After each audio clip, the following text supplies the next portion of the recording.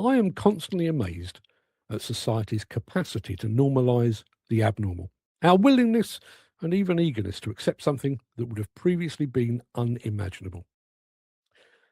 Cast your mind back to 2020 and the COVID-19 pandemic. One minute we were reading news reports of some disease outbreak in China, and the next we spent 2 years indoors, confined to barracks, our only topic of conversation, the brand of vaccination we'd all received. COVID and the resulting lockdown forced me to give up my job as a magazine journalist and to embrace live streaming. For almost the entirety of 2020, if I wasn't live streaming, I was learning how to. But regardless of what I was doing, each weekday, I would stop what I was doing, turn on the TV to find out just how many of my fellow citizens had died from COVID the previous day. Within just a few weeks, counting the dead became part of my daily routine. Now, that normalisation extends way beyond the confines of COVID, of course. We've normalised the fact that our politicians will say one thing and then do another. We've normalised the fact that the rule of law differs depending on how much money you have in the bank.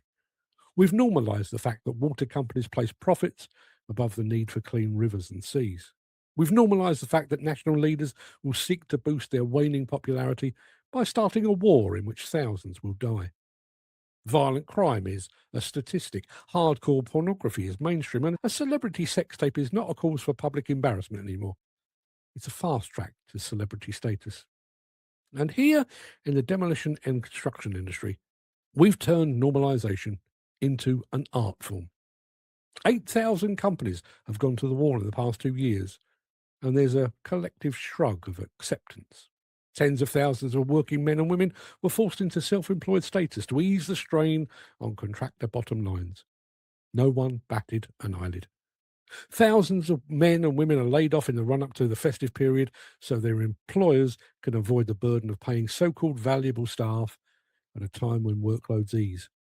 When 10 UK demolition companies were found guilty of bid rigging and price fixing, the response was not one of dismay. Rather, the 10 firms remained within the industry fold, their crimes dismissed as just another example of the brown envelope system that had been in place longer than any one of us can remember. We've normalised working practices that we know to be risky, harmful, and potentially deadly. And then there's the big one, the large woolly mammoth in the middle of the room, the universal acceptance of the seemingly unacceptable. Each year, in fact, each working day, there is an acceptance that millions of men and women will go to work on demolition and construction sites, but not all of them will make it home again. And those that do may well have been injured or maimed along the way. We know the causes, of course: working at height, slips, trips and falls, working in close proximity to heavy machinery. But rather than amending our working practices, we have risk assessments, we have toolbox talks, we have health and safety briefings. We've normalised hazards to the point where there is a system to record the occasions when those hazards claim victims. And worse still is the normalisation of site fatalities. Across industry, and specifically in the field of demolition and construction, we've become so accepting of death in the workplace that we've created a league table to monitor which industry sector kills the most each year. Think about that. Injuries and death in the workplace are so regular, so frequent, so normal that we keep score. And my part of the industry, the media part, is equally guilty, equally complicit. We've normalised site fatalities and the league table that records them to the point where 30 plus industry deaths aren't even worthy of the front page. Instead, there's a moment of reflection if the annual fatality stats rise, or there's a silent sigh of relief if they fall. And then we just go about our business again. We don't even ask the names of the deceased. Deaths are normalised to the point that dead workers are just numbers and statistics, digits in a ledger of the expected.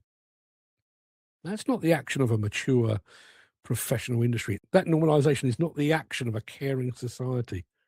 It's the action of an industry that sees its workers as expendable, as cannon fodder. And it's a sign of a society that increasingly is rotten to its core.